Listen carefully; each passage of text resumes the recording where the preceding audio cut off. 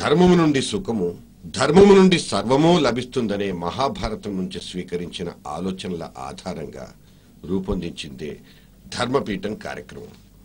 ఈ ధర్మపీఠమే జెమినీ టీవీలో దాదాపు 11 సంవత్సరాల క్రితం ఊపిరిపోసుకుంది. 1996 జనవరి 15వ తేదీన ఈ ధర్మపీఠం పైనుంచే ఎన్టీఆర్ చివరిసారిగా తన మనోగతాన్ని అశేష ప్రజానికానికి కనిపించి వినిపించారు. ఈ ధర్మపీఠం ప్రసారమైన 2 రోజులకే, అంటే 18వ తేదీ ఉదయం ఆయన ఊపిరి ఆగిపోయింది. 3.5 దశాబ్దాల పాటు తెలుగు చలనచిత్ర జగత్తుకు ఓ మకుటం లేని మహారాజుగా వెలిగిన ఆ నందమూరి తారకరాముడు, విశ్వవిఖ్యాత నట సార్వభౌముడు, నేను రూపొందించి దర్శకత్వం వహించిన ధర్మపీఠం కార్యక్రమమే చివరి కార్యక్రమం కావడం నా మహోద్వేగానికి ఓ కారణమైతే, ఆయన మనోభావాల్ని ప్రతిబింబించిన చివరి కార్యక్రమం కావడం అది జెమినీ టీవీ అదృష్టం. అటు యావత్ చలనచిత్ర జగత్తుతో పాటు దేశ రాజకీయాలు కూడా ఒక దిశానిర్దేశం కోసం పరితపిస్తున్న తరుణంలో ఆయన నిష్క్రమణం శోకతప్తుల్ని చేసింది. అయితే ఇప్పటికీ దాదాపుగా అదే సాంఘిక రాజకీయ వర్తమానం కొనసాగుతోంది. ఆ మహానటుడు ఒక చారిత్రక నేపథ్యంలో పుట్టిన ఆ మహానాయకుడి మహాభినిష్క్రమణాన్ని స్మరించుకుంటున్న తరుణంలో ఆయన ఆలోచనల్ని మీతో పాటు మేము పంచుకోవాలనే సంకల్పంతో ఈ ఎన్టీఆర్ ధర్మపీఠం మీకోసం.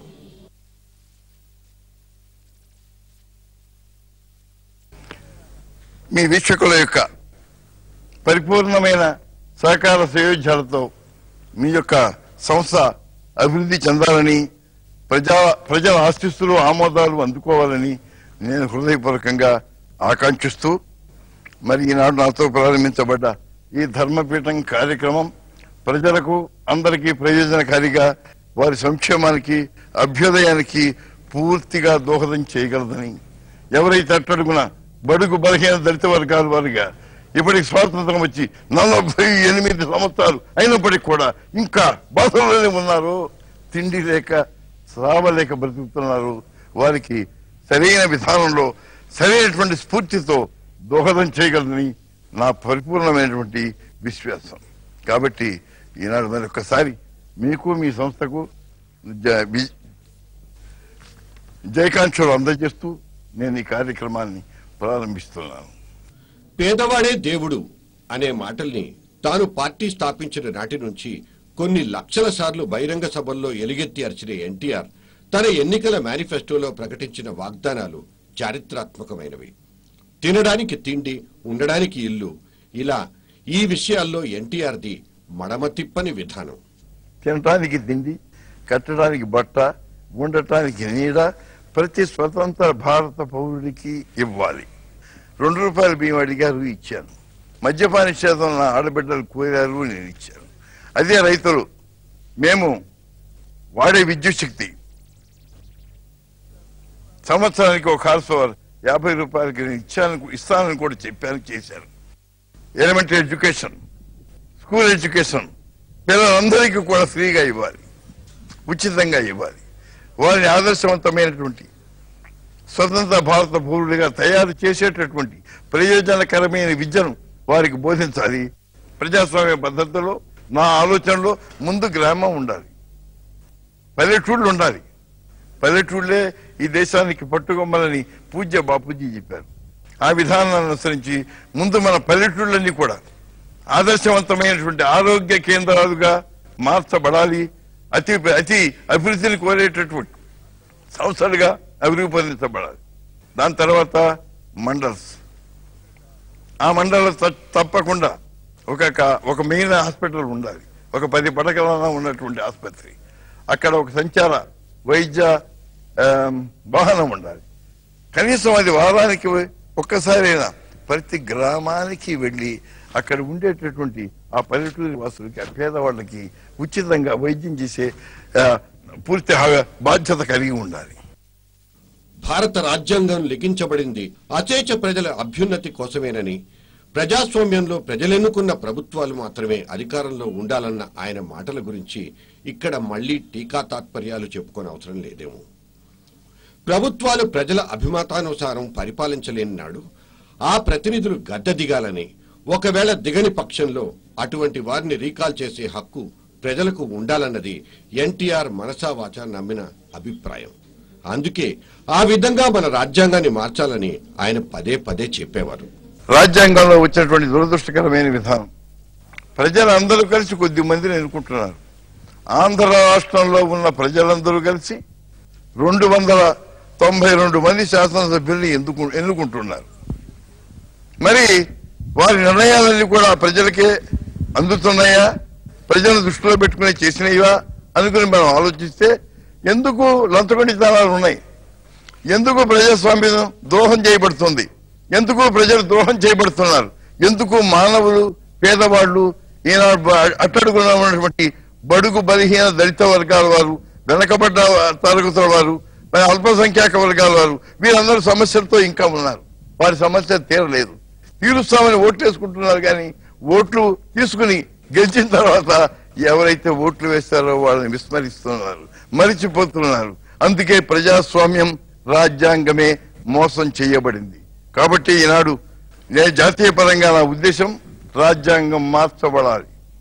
ఎవరైతే ఓట్లు ఇస్తున్నారో, ఏ నమ్మకాలతో అయితే అభ్యర్థుల్ని గెలిపిస్తున్నారు, వాళ్ళు అధికారంలోకి వచ్చినప్పుడు పూర్తిగా ప్రజలను విస్మరించకూడదు. ఏమైనా వారికి గనక ద్రోహం జరిగింది అని ప్రజలు అనుకుంటే వెంటనే వాళ్ళని recall, they got the power to recall, తిరిగి వాళ్ళని పిలవాలి. నువ్వు అనర్హుడివి, నువ్వు మాకు ఇచ్చిన మాట నువ్వు నెరవేర్చలేదు కాబట్టి నువ్వు దిగిపో అని అడిగేటటువంటి ఆ యొక్క హక్కు ప్రజలకు ఉండాలి. అది నా ప్రథమ విధానమని కూడా మీ అందరికీ నేను తెలియజేస్తున్నాను. That is my first policy in my national look. రాష్ట్రాలకు స్వయం ప్రతిపత్తి ఉండాలన్నది ఎన్టీఆర్ నమ్మిన సిద్ధాంతం. కేంద్ర రాష్ట్ర సంబంధాల విషయాల ప్రస్తావనకు వచ్చినప్పుడల్లా ఆయన రాష్ట్రాలకు స్వేచ్ఛా స్వాతంత్రాలు హరించిపోతున్నాయని, కేంద్రం పన్నుల ద్వారా రాష్ట్రాల నుంచి వసూలు చేస్తున్న మొత్తంలో విదుల్చుతున్న కొద్ది మొత్తంతో సరిపెట్టుకోవాల్సిన అవసరం ఏమాత్రం లేదన్నది ఆయన ఖచ్చితమైన అభిప్రాయం. మన భాషా ప్రయుక్త రాష్ట్ర విభజన మీద మనం వివిధ రాష్ట్రాలుగా తయారయ్యాం. తెలుగు చదివేవాళ్ళంగా, తెలుగు మాట్లాడేవాళ్ళంగా, తెలుగు నేర్చేవాళ్ళంగా మన రాష్ట్రం ఏర్పాటైంది, ఆంధ్రప్రదేశ్. మరి అటువంటిప్పుడు భాషలో కూడా ఆ కేంద్ర ప్రభుత్వానికి భాగస్వామ్యం ఏమిటండి? ఒకవేళ వాళ్ళు ఏమైనా నిధులు ఇస్తున్నారంటే నిధులు ఇవ్వరు. వాడి కేవలం 3.5%, మన ఖర్చులో మొత్తంలో 3.5% మాత్రం ఇస్తున్నారు. 3.5% మాత్రం ఖర్చు ఇచ్చి మా భాగస్వామ్యం ఉండాలి, 10 మేము కూడా పెత్తనం చేయాలి, మా సొంతంగా ఉంటేనే ఇది లా కావాలి అంటే దీనికి మించినటువంటి అప్రజాస్వామిక విధానం ఉండదు.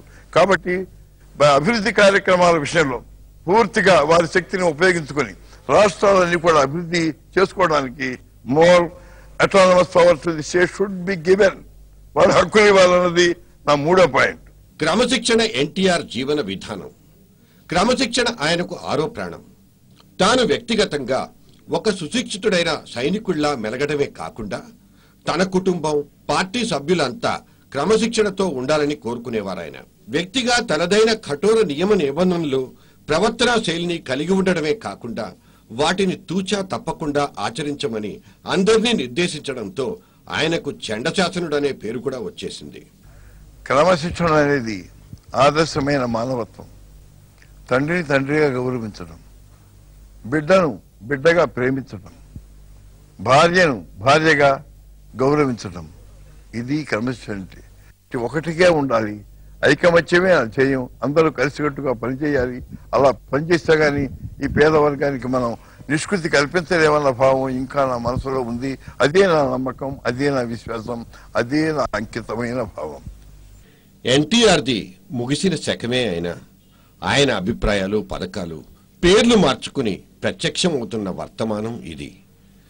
పార్టీలకు అతీతంగా ఆయన సంక్షేమ పథకాల్ని అక్కున చేర్చుకుంటున్న రోజులివి.